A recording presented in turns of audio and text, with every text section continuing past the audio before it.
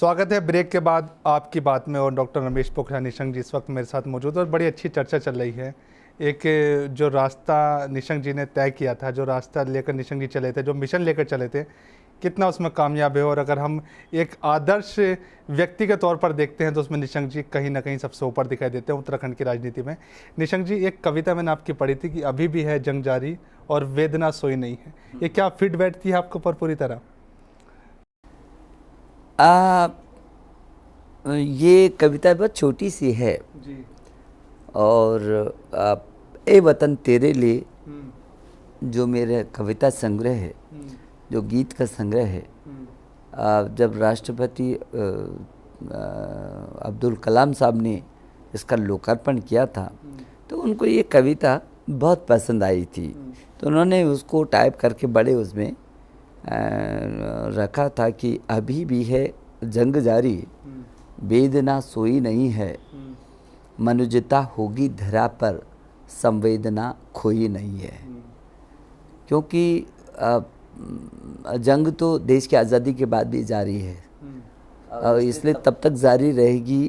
क्योंकि अभी वेदना जो वेदना है, तौर पर क्या जंग लेकर चल रहा हो, क्या रास्ता लेकर चल रहा हो? हाँ, लेकिन व्यक्तिगत तौर पर भी इस जो वेदना और संवेदना की मैंने बात की है, उसको यदि आगे बढ़ाना है, उसको रास्ता निकालना है, तो उसके आगे की दो पंक्तियों में काफ़ी कुछ समाहित है कि क्या है बलिदान जीवन, निर्बलता ढोई नहीं है, कह रहा हूँ ए वतन तुझसे बड़ा कोई नहीं है, तुझसे बड़ा कोई नहीं वतन है, से बड़ा कोई नहीं, अंत तो वतन से ऊपर कोई नहीं है। और दूसरी बात, समाधान वही कर सकेगा जो निर्बलता ढोएगा नहीं, बल्कि उस सीमा तक जहाँ अपने प्राणों की आहुति भी देने की ज़रूरत होगी, तो उस सीमा तक जिद करके उस वेदना के निस्तारण के लिए जो काम करेगा तभी कोई समाधान होगा।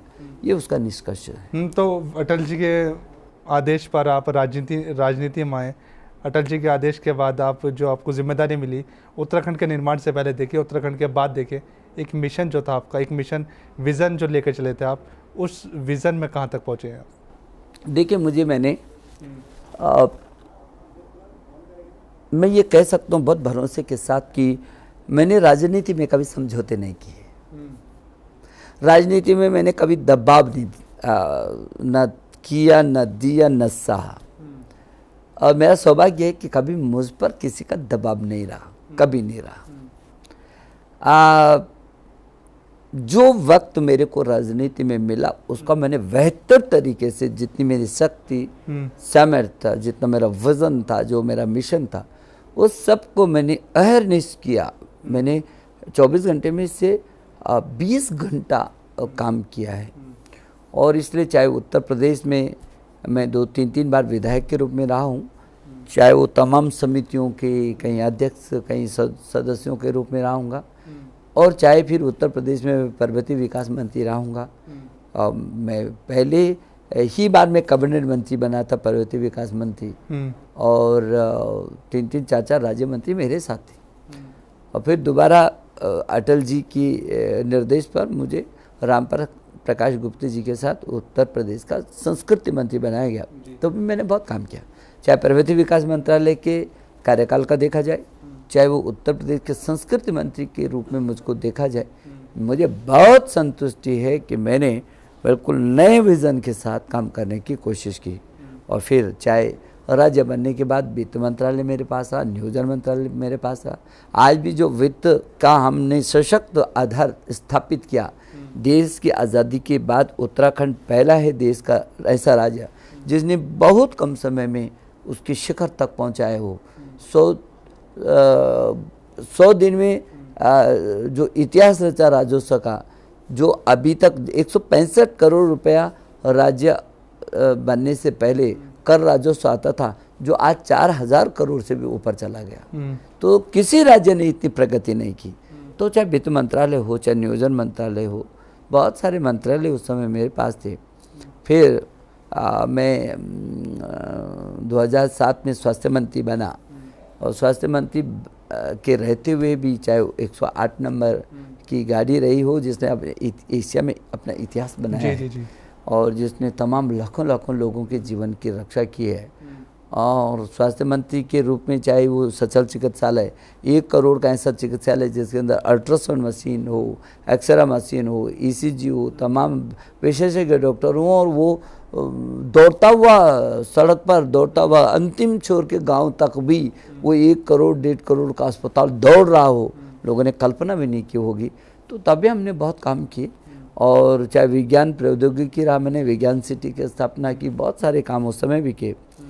और मुख्यमंत्री के रूप में जब मुझे ये सौभाग्य मिला इस राज्य की सेवा का, तो फिर मैंने चाहे वो अटल खाद्यान्न योजना हो, और चाहे वो बहुत सारे ऐसी योजनाएं ऐसी की, अंत्योदय विकास योजना हो, अटल आदर्श गांव हो, अटल चौपाल हो, अंबेडकर चौपाल हो, कुछ ऐसी नई पहलें की जो आज भी जनता उसको याद करती है।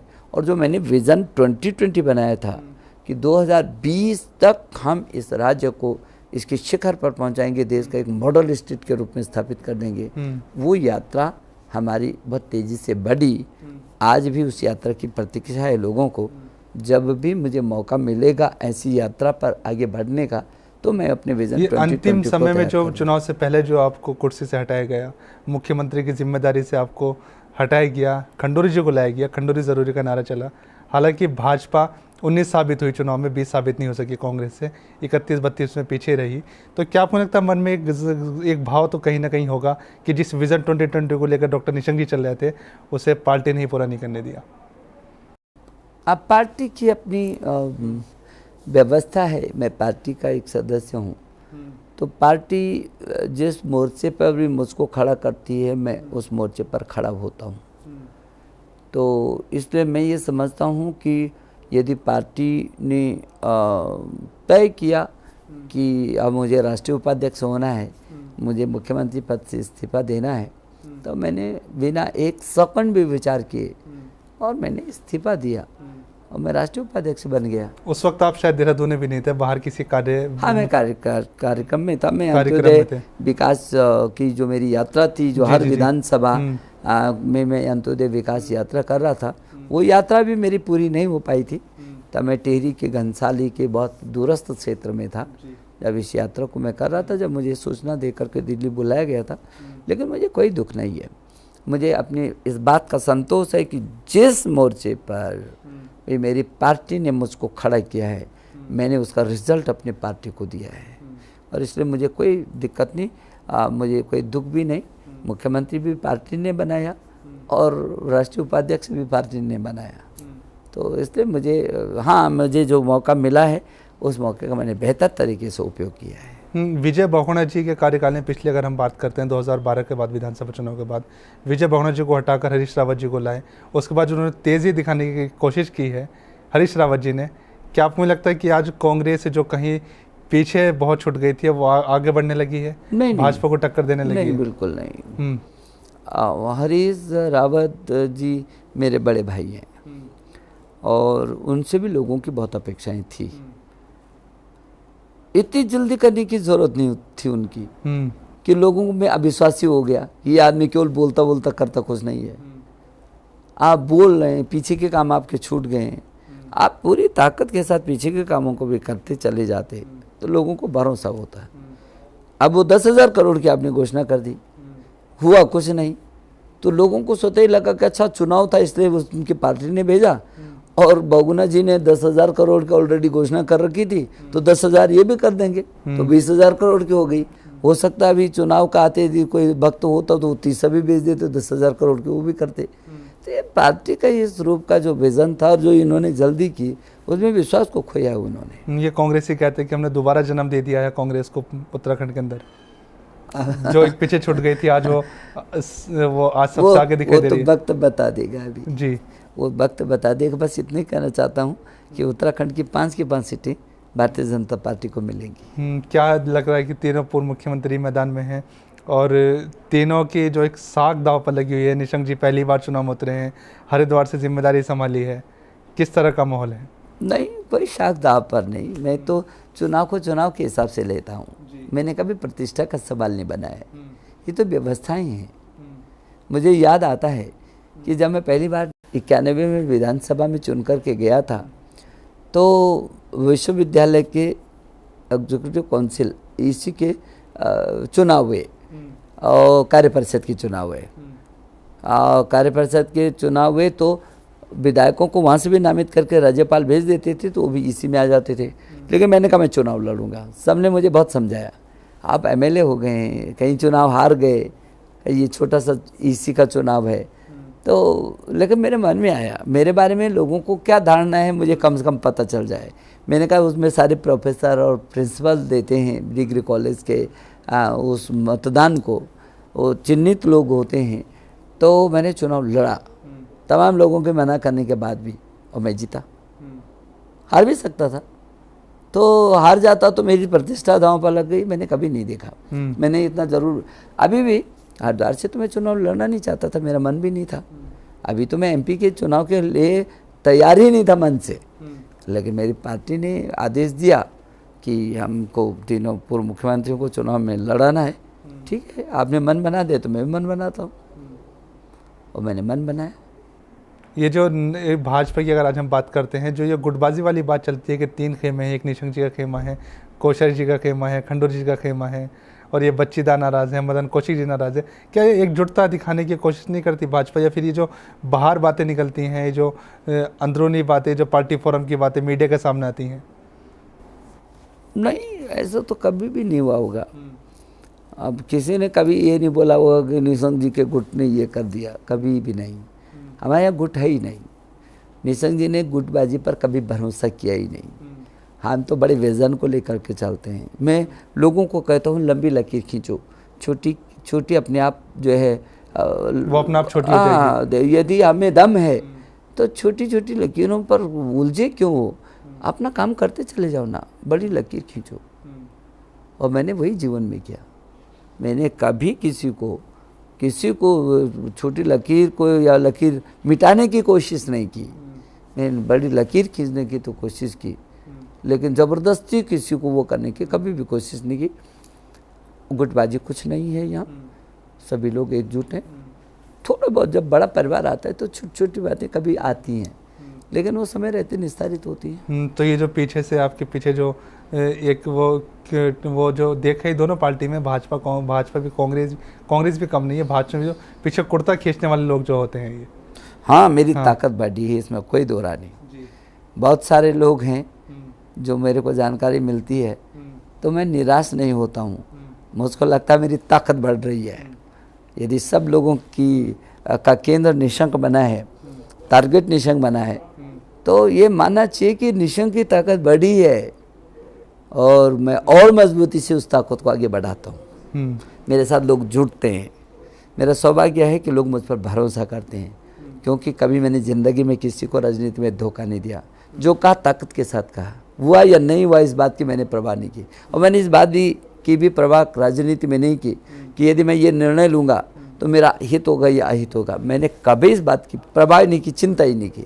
जो मेरे दिल दिमाग में आता है, जो समाज के लिए, मेरे पार्टी के लिए ठीक होता है, वो निर्णय मैं लेता हूँ और करता हूँ फिर। तो ये अब अंतिम सवाल पूछता हूँ निशंक जी, जो शिक्षक से मुख्यमंत्री तक पहुँचे, ये सफ़र कहाँ कितना लंबा है, क्या उद्देश्य लेकर चले हो? उत्तराखंड के विकास की बात करें या फिर उस वतन की बात करें जो अभी आप कविता का माध्यम से कहता है वतन सबसे ऊपर है, क्या उद्देश्य है आगे? उद्देश्य तो काम करने का ही है। मैं अपने उत्तराखंड को, हम सब लोग मिल कर के एक ऐसे धरती का स्वर्ग बना दें, इसलिए मेरे दिमाग में था कि इसमें आयुर्वेद आयुर्वेद का समावेश है। हमारे पास संजीवनी बूटियाँ हैं। प्रकृति ने इतना बेशुमार सौंदर्य दिया है कि पूरी धरती का ये स्वर्ग है। सैकड़ों स्विट्जरलैंड समाये हैं मेरे उत्तराखंड में। हमारे पास जैव विविधता है, हमारे पास जवानी है, हमारे पास पानी है, हमारे पास सब कुछ है। शिक्षा का बड़ा हब है। इसलिए इस देश को एक ऐसा पुंज दिया जाए भेंट में, जब पूरी देश और दुनिया को गौरव हो सके उत्तराखंड पे, वो विजन है। मेरा भरोसा है कि उत्तराखंड में असीम शक्तियाँ हैं, और एक न एक दिन हम उनको उभार करके दुनिया को ये बता सकेंगे कि ये छोटा सा गुलदस्ता पूरी दुनिया के लिए बहुत महत्वपूर्ण है। धन्यवाद निशंक जी। तो डॉक्टर रमेश पोखरियाल निशंक जी इस वक्त मेरे साथ मौजूद थे आपकी बात में, और जो मिशन और विज़न लेकर डॉक्टर निशंक जी चले थे, चाहे वो शिक्षक से राजनीति का सफ़र हो, अटल जी के आदेश पर कहा उन्होंने कि राजनीति में प्रवेश किया और राजनीति में भी उन्होंने शिखर को छुआ। उत्तराखंड के मुख्यमंत्री बने, मुख्यमंत्री बनकर उत्तराखंड की सेवा की, लेकिन कुल मिलाकर जो गुटबाजी या फिर जो आपसी खींचातानी रहती है उसका शिकार कहीं ना कहीं डॉक्टर रमेश पोखरियाल निशंक जी भी हुए। अंतिम समय में मुख्यमंत्री पद से हटे, उसके बाद खंडूरी जी को लाए, खंडूरी ज़रूरी का नारा चला, और उसके बाद भाजपा की हार हुई, 20 साबित हुई कांग्रेस, और कांग्रेस ने सरकार बनाई। कुल मिलाकर देखा जाए इस मिशन विज़न में, निशंक जी का मिशन विज़न 2020 हो या फिर उत्तराखंड के विकास की बात हो, कहीं ना कहीं इस विकास की ज़रूरत आज उत्तराखंड को महसूस होती है। नमस्कार।